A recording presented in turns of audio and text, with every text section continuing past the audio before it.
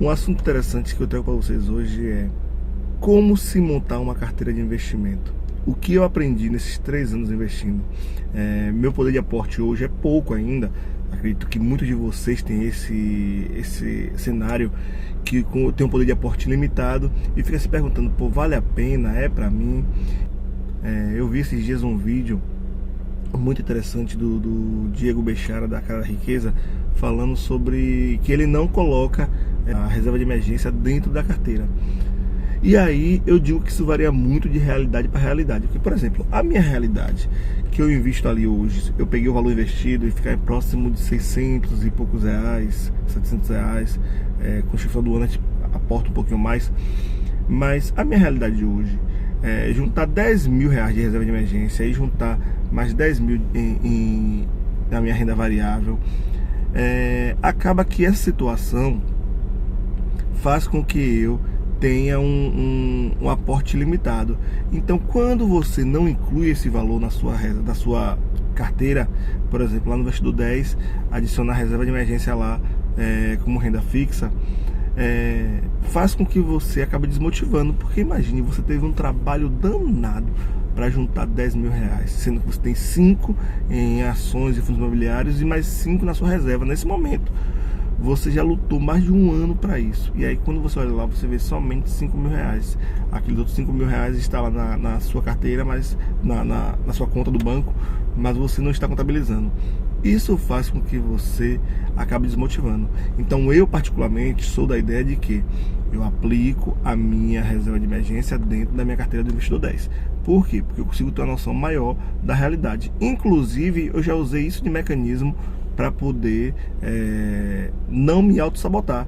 Porque, por exemplo, eu viajei para resolver umas coisas pessoais e acabou que eu utilizei de dinheiro extrapolou meu limite de uso de cartão de crédito mensal, e eu tive que tirar um dinheiro para poder suprir essa necessidade. E a viagem não foi viagem a passeio, nada disso. Então é realmente uma emergência. E aí, com essa situação, eu, por exemplo, tive que repor esse dinheiro.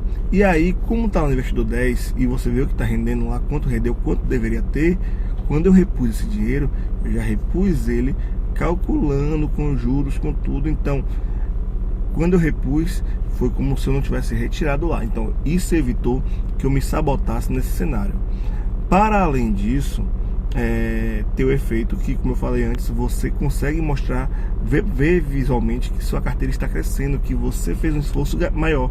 Então imagine, você fez um esforço de guardar 20 mil reais ou 10 mil reais, 10 mil reais, tá 5 lá na sua reserva de emergência e 5K nas suas ações de fundo imobiliário, e você acaba por não achar que fez tanto esforço, porque você não consegue ver isso, já que você não lançou a sua reserva ali.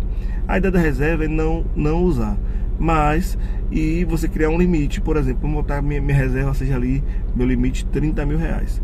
Quando chegar de 35, 40, eu posso muito bem retirar 5, 10 mil e reaportar em ações e fundos imobiliários. Então essa é a ideia, mas que você, na minha percepção, deve computar. Eu pelo menos computo ali junto, para poder não diminuir a minha imagem do esforço que eu estou fazendo para consolidar a carteira, tá certo?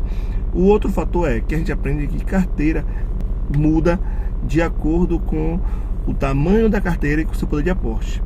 Hoje, por exemplo, se eu estivesse começando de novo, e aqui é a parte que é legal, que eu mostro meus erros e acertos para vocês, eu não teria tantos ativos como eu tenho. Por exemplo, eu teria no máximo 4 ações, 5 ou 6 fundos imobiliários, teria só uma criptomoeda, não teria tanta coisa assim. Então isso aí já reduziria consideravelmente minha carteira, tá certo? Então a carteira é definida pelo seu momento e pelo seu poder de aporte. Quando eu tivesse uma carteira já como eu tenho hoje, eu poderia acrescentar mais um fundo imobiliário, mais uma ação.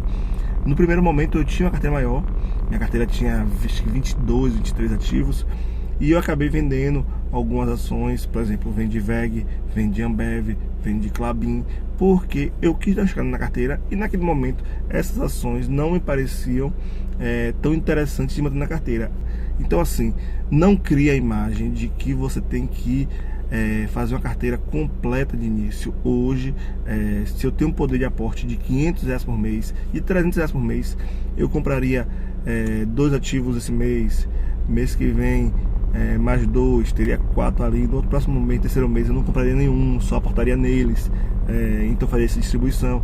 Então tudo é um momento, você tem que avaliar a estratégia e entender o que você deve fazer para não desperdiçar o momento e não pulverizar demais a carteira. Porque a pulverização de carteira, eu até já falei isso aqui em outro vídeo, que a pulverização de carteira não depende de quanto os ativos você tem, mas depende de quanto patrimônio você tem.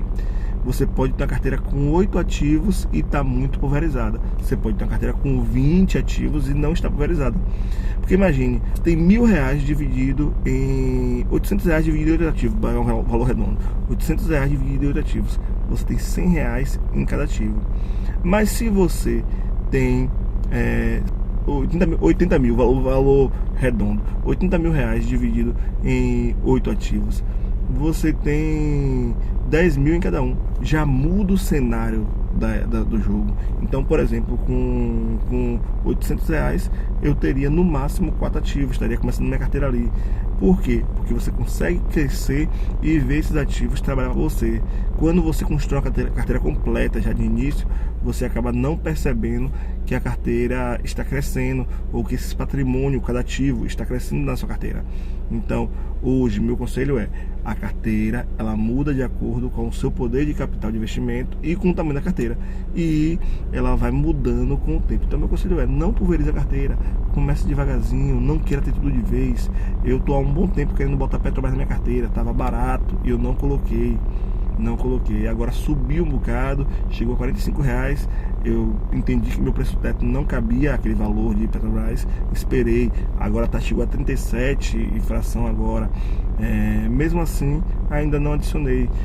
O preço já daria, da minha lógica, para eu comprar? Sim, pelo menos para marcar a posição ali, mas eu entendi que ainda não chegou o momento. Então o vídeo de hoje é esse, espero que tenha ajudado vocês e deixa aqui uma mensagem, como é que tá a sua carteira, como é que você está investindo, tá pulverizada, não está?